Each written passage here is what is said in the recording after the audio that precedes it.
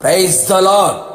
ప్రేమాస్వరూపి, సత్యస్వరూపి, ఆత్మస్వరూపి అయిన త్రియేక దేవుని నామములో మీరందరూ సమృద్ధిగా ఆత్మాభిషేకమును పొందుదురుగాక. ఈ దినపు యేసయ్య జీవపు మాట అపోస్తుల కార్యములు 9వ అధ్యాయం 31వ వాక్య భాగం. పరిశుద్ధాత్మ ఆదరణ కలిగి నడుచుకొనుచు విస్తరించుచుండెను. పరిశుద్ధాత్మ శక్తిని పొందుకొని ఆత్మచేత నడిపించబడుచు ఆత్మలో వర్ధిల్లుచు విస్తారమైన నిరీక్షణ ఆనందముతో నడిపించబడుచున్న ఆత్మీయులారా, ఆత్మ సంబంధులారా, ఈ కడవరి దినములలో మన ఆత్మీయ జీవితం మరింత ఫలభరితముగా కనబడవలెను. దైవ సంబంధమైన భక్తి బలమైనదిగాను శక్తివంతమైనదిగాను ఉండవలెను.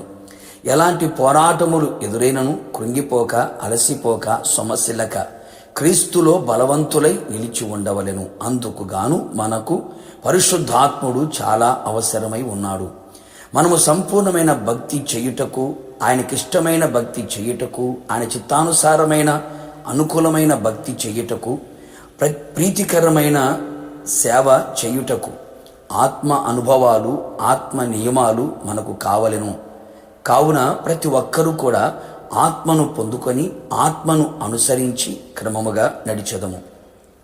కావున నా దేవుని ప్రియులారా, ప్రభు సన్నిధిలో కనిపెట్టి ప్రార్థించి ఏక మనస్సుతో ఎడతెగక ప్రార్థించెదము. నిశ్చయముగా తగిన కాలమున ఆయన మనందరి మీద సమృద్ధిగా తన ఆత్మను కుమ్మరించును. ఆది అపోస్తుల కాలములో సంఘము క్షేమాభివృద్ధి నందుటకును కట్టబడుటకు ఒక కారణం సంఘములలో పరిశుద్ధాత్మ ఆదరణ కలిగి నడుచుకొనుచు ఉండుటను బట్టియే కదా.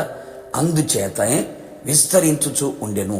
మనము కూడా ఒక ఆత్మ సంబంధమైన మందిరముగా కట్టబడినట్లుగాను, అట్టి మందిరములో ఆయనకు అనుకూలమైన ఆత్మ సంబంధమైన బలులు అర్పించబడుచు కట్టబడుచుండెను.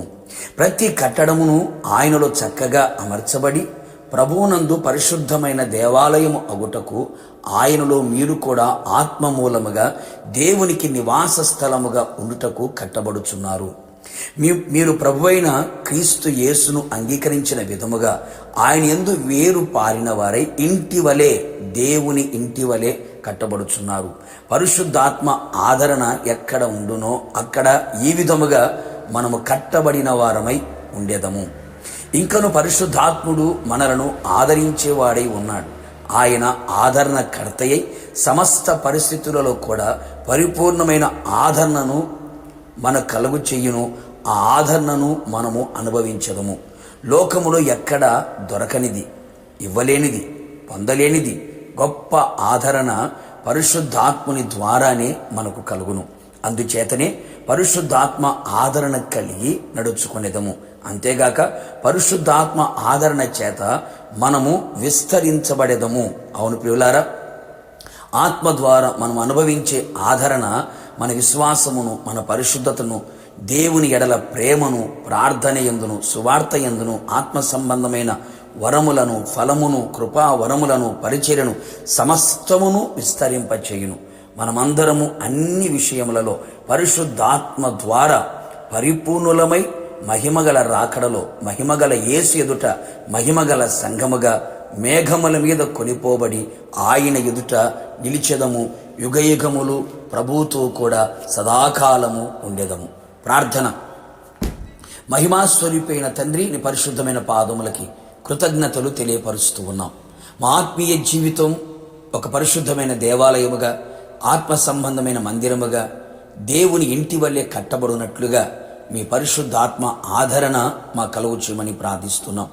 ఆత్మీయ జీవితంలో ప్రతి విషయములలో మేము విస్తరించున్నట్లుగా మీ ఆత్మ ఆదరణ మా కలుగు చేయమని ప్రార్థిస్తున్నాం. ఇంకను పరిశుద్ధాత్మ లేని అనుభవాలలో కొనసాగుతూ ఆత్మలో చల్లారిపోయిన స్థితిలో ఉన్న వారందరినీ కూడా సమృద్ధిగా మీ ఆత్మతో అభిషేకించి పరిశుద్ధాత్మ ఆదరణ చేత కట్టి విస్తరించున్నట్లుగా, నడుచుకున్నట్లుగా సహాయము చేయమని యేసు నామములో అడిగి పొందుకొని ఉన్నాము తండ్రి. ఆమెన్. నిశ్చయముగా మీరును మీ కుటుంబ సభ్యులందరూ పరిశుద్ధాత్మ ఆదరణ కలిగి నడుచుకొనుచు విస్తరించుదురు గాక. God bless you.